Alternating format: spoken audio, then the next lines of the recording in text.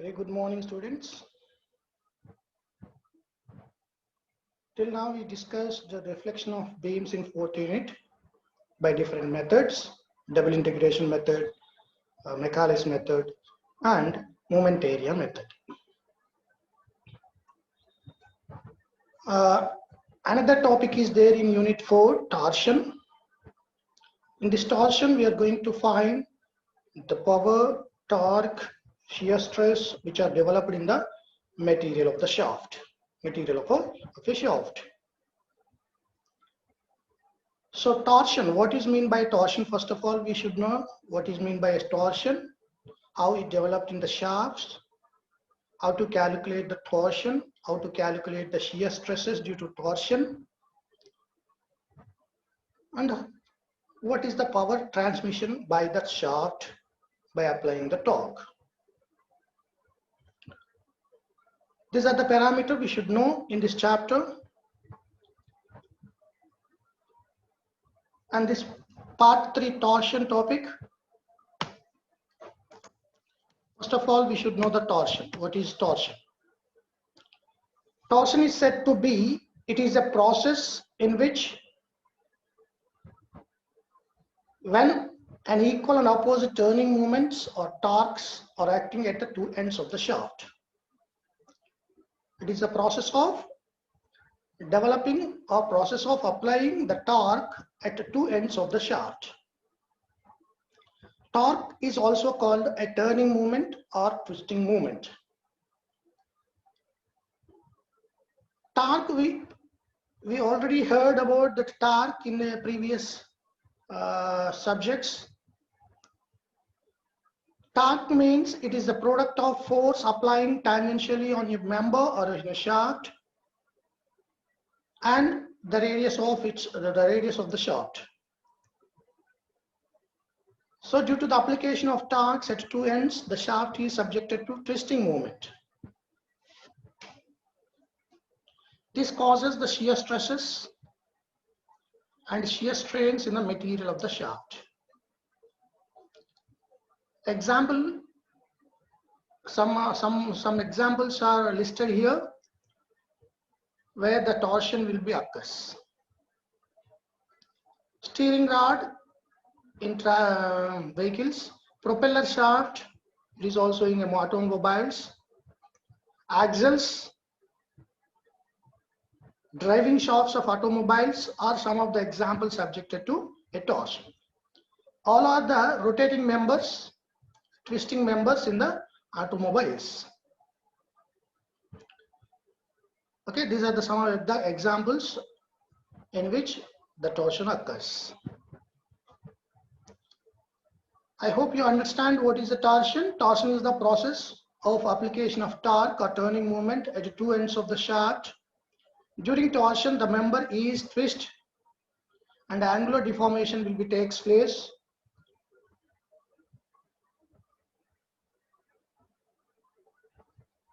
During this twisting movement or torque application, the shear stresses will be developed in the shaft.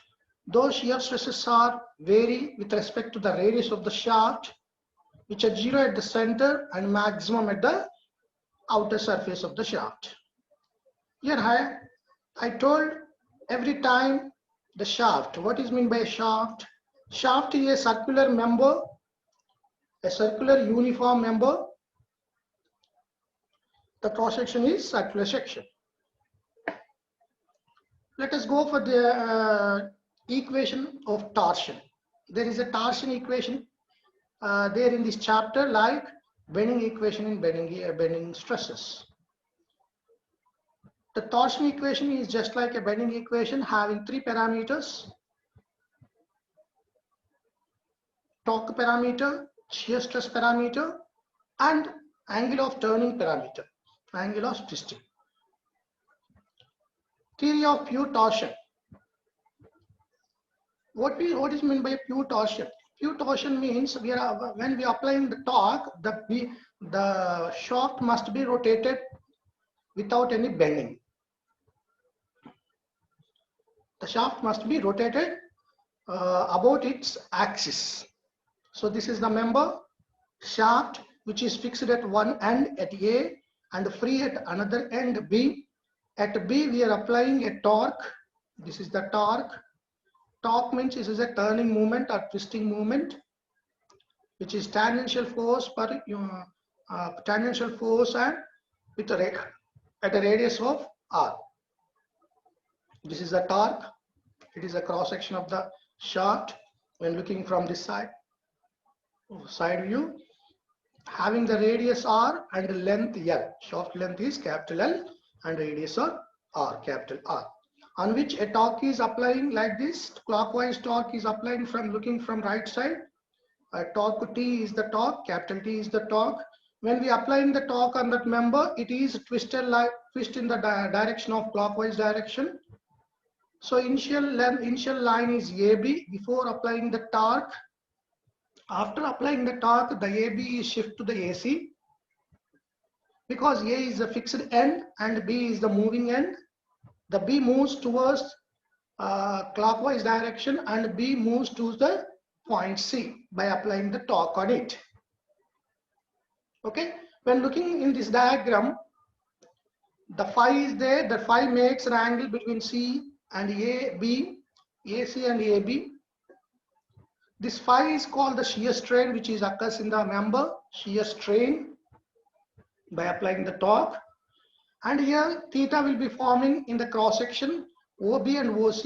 BOC is the another angle will be made by applying the torque. This theta, which is represented by theta, this theta is called the angle of twisting or angle of rotation of the shaft.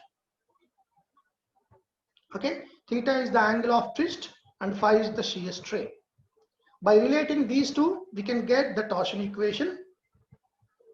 The angle of twist, let us take the tan phi from this triangle ABC. So tan phi ABC, from the ABC, tan phi is equal to opposite side is the BC and adjacent side is the AB. Okay, BC by AB is the tan phi, BC by AB. AB is called the length of the shaft, BC by L. Otherwise, tan phi can be right whenever phi is very small. Phi is very small, tan phi can be right as phi. So here we are applying the torque on a shaft. In any application, practical application, the shear strain is very small. That's why I'm taking here tan phi as phi. So phi is equal to BC by L. BC by L. Otherwise, BC is equal to L into phi. Okay, keep it aside and let theta is the angle of twist of shaft. This is the angle of twist. By applying the torque in the clockwise direction, the B point is shifted to point C. So from this BOC triangle or sector, it is a sector, not a triangle, it is a sector. What is the sector length here? BC. We can write this vector length as radius into angle made by that sector. So R theta, BC equal to R theta, isn't it? BC is equal to R theta. Here BC is equal to L phi. Therefore, from these two equations, two expressions, we can equate these two on the right hand side expressions. L phi is equal to R theta. From this, phi is equal to R theta by L. Take it as equation 1. Okay, phi is the shear strain, R is the radius of the shaft, theta is the angle of twist, and L is the length of the shaft. Clear, students, up to now? Let us go for the another step. From the rigidity modulus definition or shear modulus definition, as we know that shear modulus can be defined as this ratio of shear stress to the shear strain. Shear stress is represented by tau and shear strain is phi. So G equal to tau by phi. From this, phi equal to tau by G. Take it as second equation. So from the equation 1 and 2, by equating the equations 1 and 2, equation 1 is phi equal to R theta by L and equation 2 is phi equal to tau by G. Therefore, R theta by L is equal to tau by G. Tau is the shear stress, G is the rigidity modulus or shear modulus. By rearranging this formula, G theta by L equal to tau by R. Take it as equation 3. This is the half of the torsion equation. G theta by L equal to tau by R. Let us rearranging again this equation as tau equal to G theta by L into R. The R multiplied by this expression, which gives the shear stress. Therefore, for the given angle of twist of a shaft, the shear stress is proportional to capital R, that is the radius. The shear stress varies with respect to R linearly. If the radius of the shaft is less, the shear stress is also less for a given angle of twist. So that means the outer surface having the maximum radius, therefore outer surface subjected to maximum shear stresses, and inner surfaces having the less radius, therefore inner surfaces are subjected to a minimum stresses. And R is equal to 0 at center of shaft, capital R equal to 0 at center of shaft, therefore shear stress is also 0 at the center of shaft. Therefore shear stress is proportional to R here for a given angle of twist and length and rigidity modulus. Clear, students? From this we can write tau proportional to R, tau equal to CR. C is the constant. Constant is G theta by L. So therefore tau by R equal to constant. Tau by R equal to constant. That is tau by R. That is the ratio of shear stress and radius is always constant. Wherever it is taken at any radius, it is constant value. Therefore, from this equation we can write as let tau R is the shear stress at any radius R. At any radius small r, capital R is the outer surface area, outer surface radius, and R is the small r is the at any radius R, we can take it as tau R, shear stress at any radius R. Therefore, tau by R, that is the capital tau by capital R is the ratio which is constant everywhere in the shaft. Therefore, which can be equal to the ratio of shear stress at any radius R divided by small r at any radius. From this equation, tau R is equal to tau R by capital R into small r. From this equation, we can check this formula by applying the small r value from 0 to capital R. When we apply the small r value as 0, then we can get the shear stress at center. Shear stress at center is 0. If we apply the small r as capital R, then tau R becomes 2. That is shear stress is equal to maximum shear stress at surface. So we can find the shear stress at any radius R from this equation. Okay, if you know the shear stress at a surface, then we can find the shear stress at any radius R, small r. Therefore, shear stress varies with respect to radius linearly from 0 at the center to maximum at the surface. This is the shear stress distribution diagram. Maximum at the surface and linearly, which is reducing towards the center, and 0 at the center. Clear? At any radius R, the shear stress is 2R.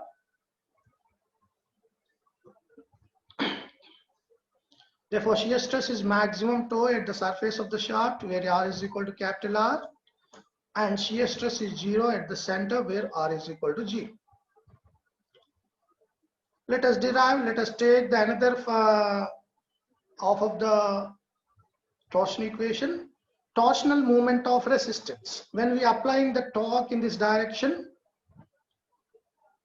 in the inside of the material, the opposite stresses will be developed, opposite shear forces, opposite resistance forces will be developed. Due to this torque, opposite resistance force is called the moment of resistance, torsional moment of resistance. The figure shows the cross section of the shaft of radius capital R subjected to pure shear or pure torque. Consider an elemental area. Here the small elemental area we see here, dA, small elemental area dA at a radius of small r where the shear stress is 2R. Okay, by applying the torque T on the surface of the shaft, the forces developed on the every element of the area inside of the material let us consider a small area dA on which some of the forces will be developed where the shear stress is tau r. Therefore, force developed on that area dA is equal to tau r into dA. Shear stress into area is called the force.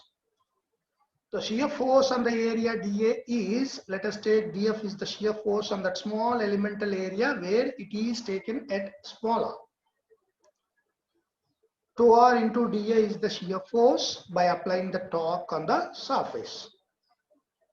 Therefore, Tf is equal to tau r. From this equation we can write it as tau r can be replaced by tau by capital R into small r into dA. Clear, students? What is this dF? This is the shear force at this on this small elemental area. We are taking a small elemental area somewhere else at a radius of small r, on which the shear force is acting by when subjected to the torque T. When that shaft subjected to torque capital T. T is the torque. Clear?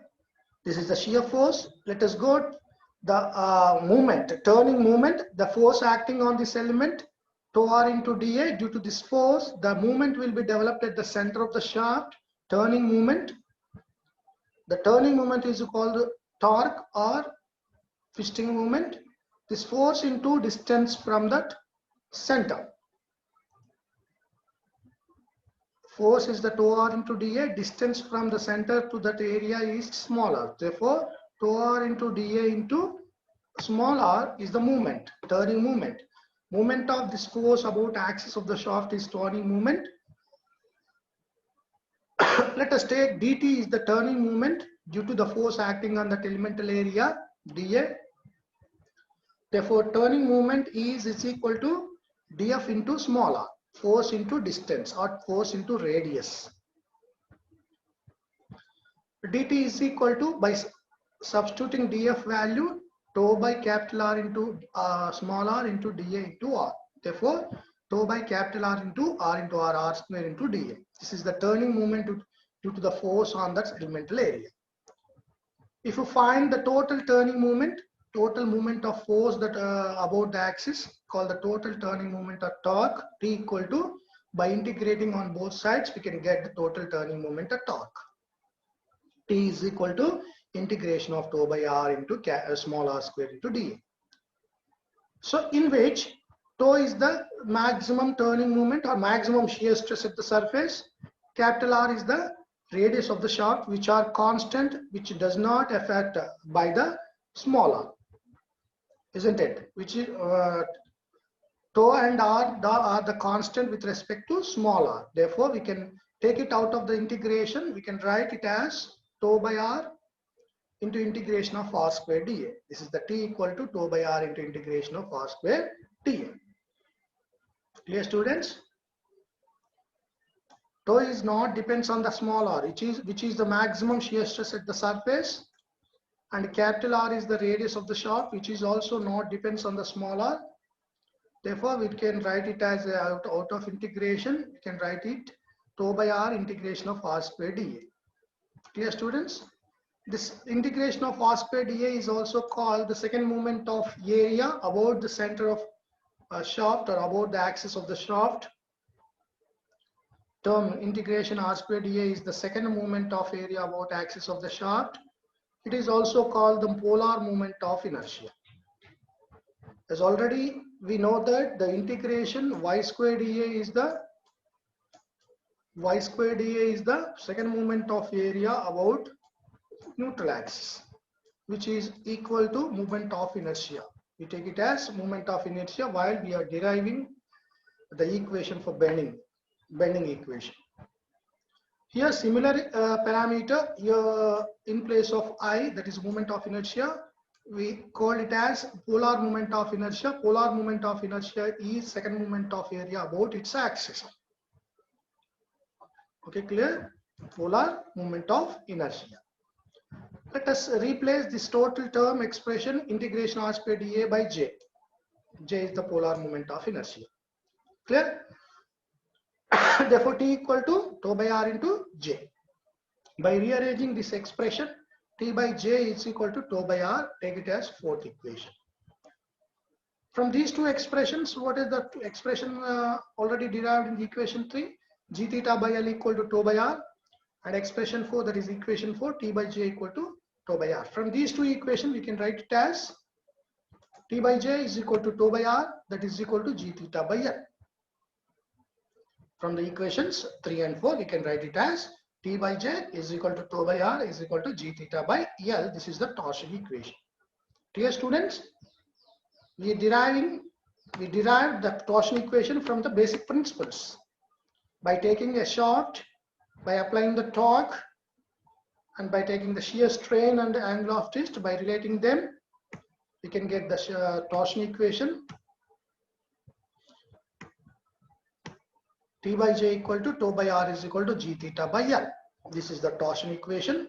This total torsion chapter depends on this equation. T by J equal to tau by R equal to G theta by L, in which different parameters I listed out here. What is T? Is the torque. Torque applied on the shaft. It is in Newton meter. Units for torque is Newton meter. The force applying tangentially on a shaft through a distance of radius R, through a radius of R. Therefore, torque units is Newton meter. In which second parameter is J, polar moment of inertia, which is represented in millimeter per 4 or meter power 4. Tau is the shear stress at the surface of the shaft, shear at the surface of the shaft, which is represented by newtons per meter square. It is maximum shear stress at the surface at a radius of capital R, radius of the shaft meters. G is the rigidity modulus or modulus of rigidity. It is also called the shear modulus, which is also represented in newtons per meter square or pascals.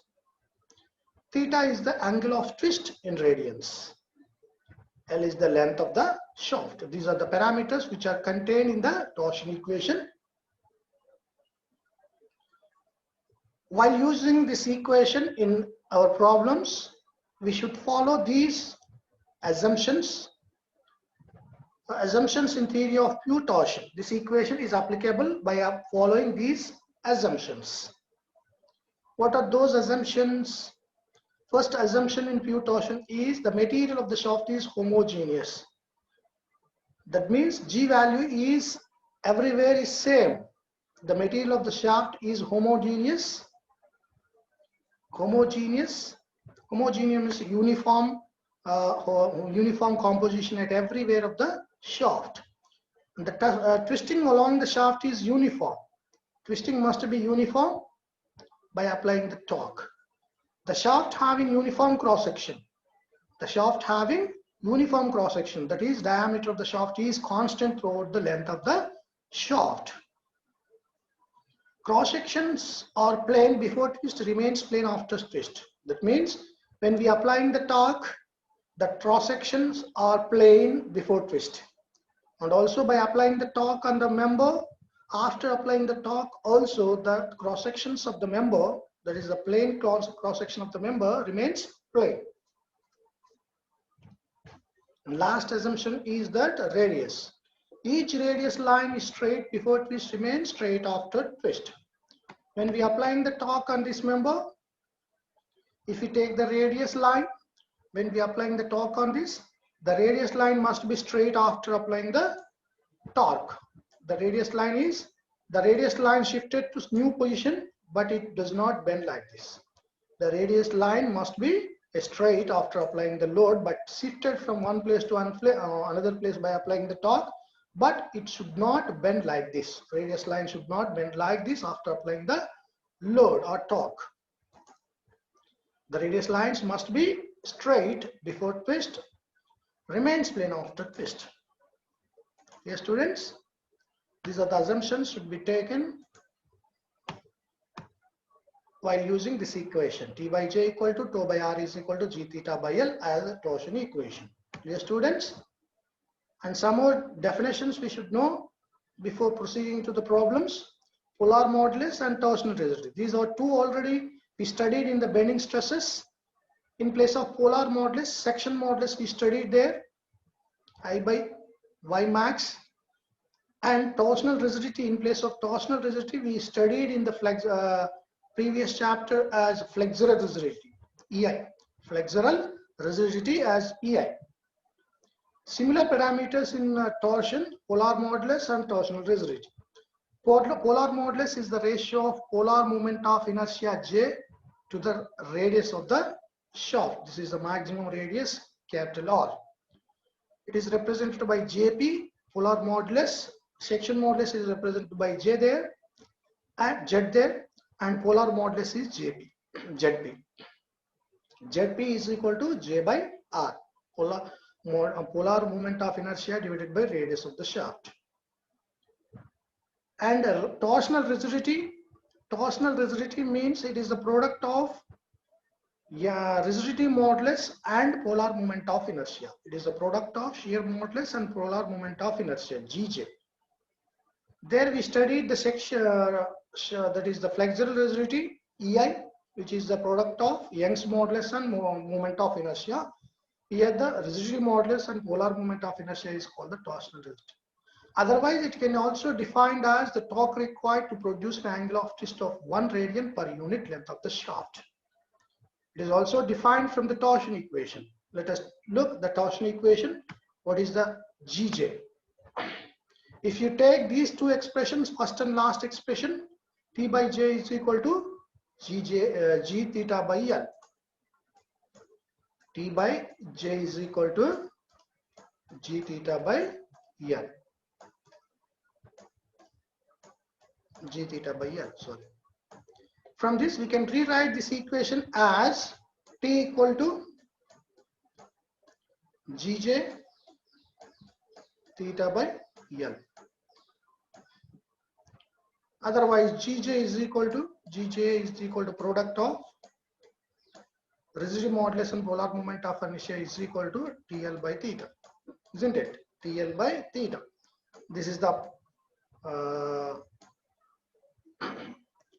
shear rigidity or polar rigidity. Like flexural rigidity, Gj can be defined as torque required per unit angle of twist per unit length. Torque required to produce 1 radians of if it becomes 1, it becomes 1. If these two are 1, then torque becomes Gj, isn't it? Torque becomes Gj. That's why I written here torsional rigidity or polar rigidity. It can be defined as the torque required to produce an angle of twist of 1 radian, theta is 1 radian per unit length, L equal to 1 meter, then torque is equal to torsional rigidity. Like that, we can define the torsional rigidity. And polar moment of inertia for different cross sections, that means different shafts, solid shaft and hollow shaft. Solid means having the radius capital R, which having only 1 radius. Consider an elemental area at a radius of R. This is the elemental area, a ring which are considered in the solid shaft at a radius of small r with the thickness dr. Dr is the thickness of that elemental area. Having the shaft radius capital R. Capital R is the radius of the solid shaft in which we are considering a small elemental ring area having the thickness dr at a radius of small r. Therefore, polar moment of inertia of this solid shaft.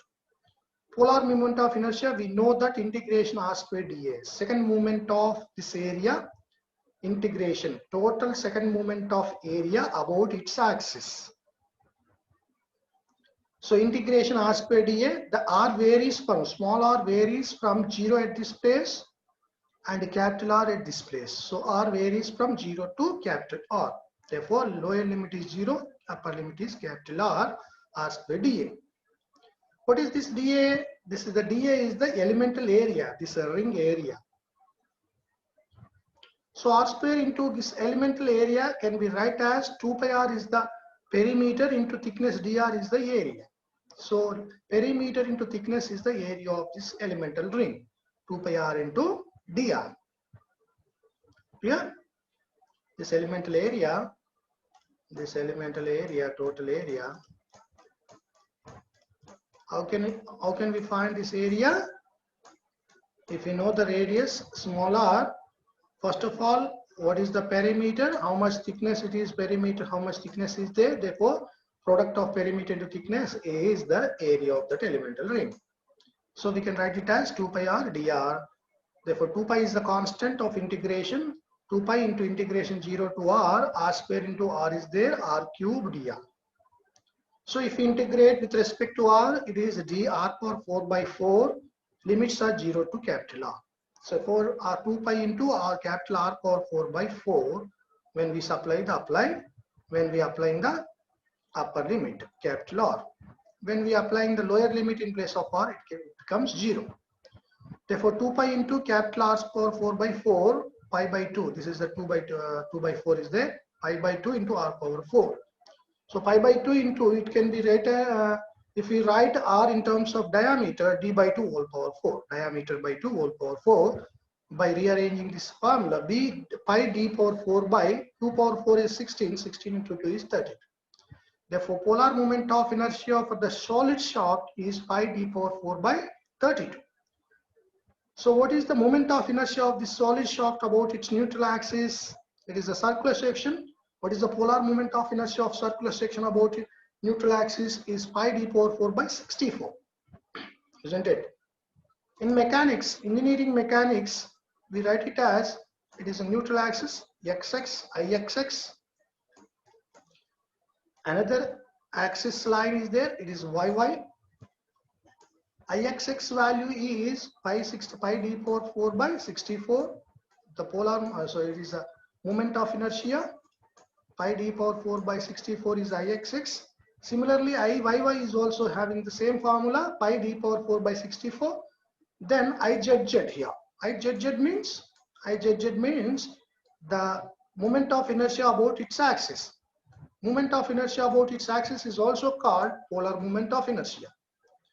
Izz is also called the polar moment of inertia, Ixx plus Iyy. So 2 times, both are equal, Ixx and Iyy.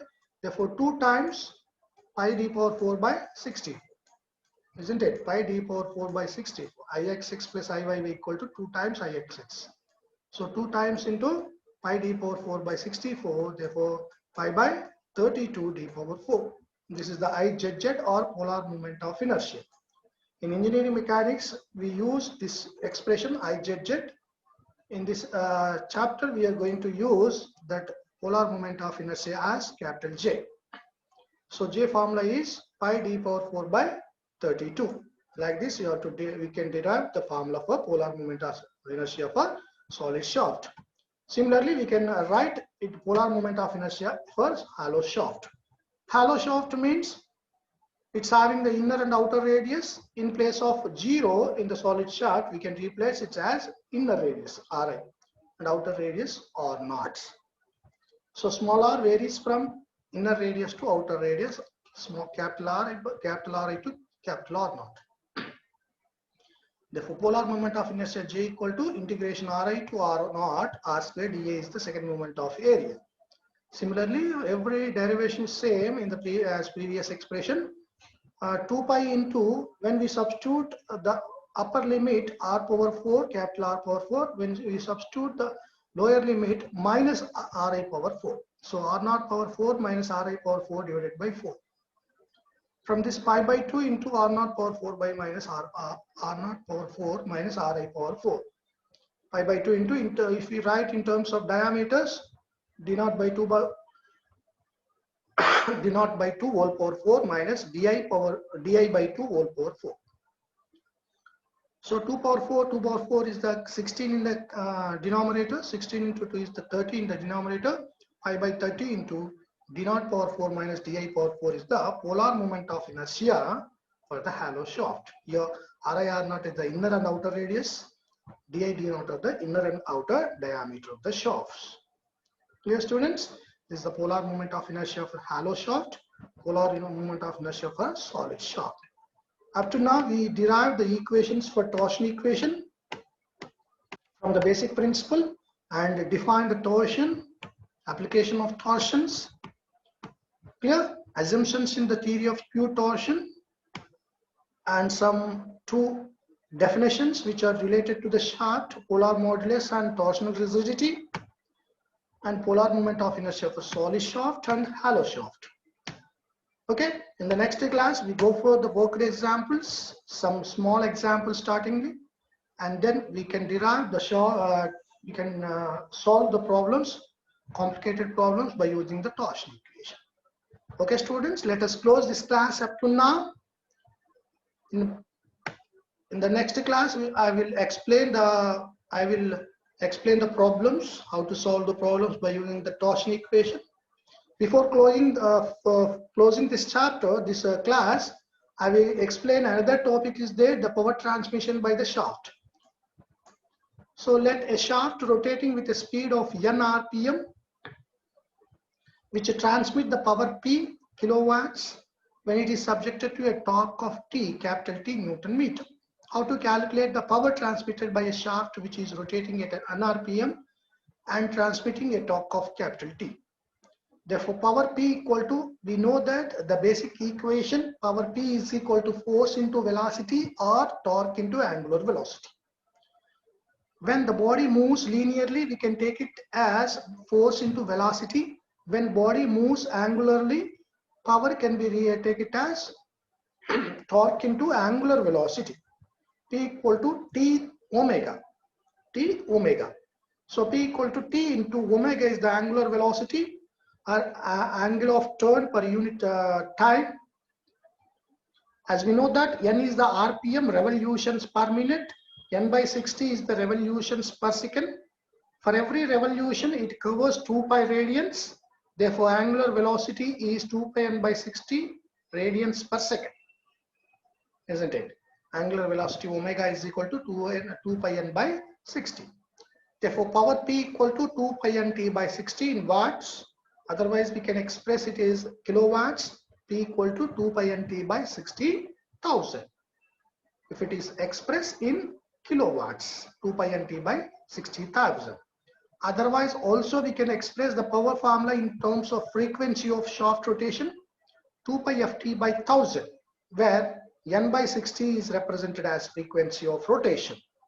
N by 60 as frequency of rotation. Second inverse is the unit for frequency. Therefore, power formula 2 pi ft by 1000 kilowatts. These two expressions we can use to calculate the power, 2 pi nt by 60,000 or 2 pi ft by 1000. Clear students? This is the power transmitted by the shaft formula. In the next class, I will explain the problems. Okay, students, bye. Have a nice day.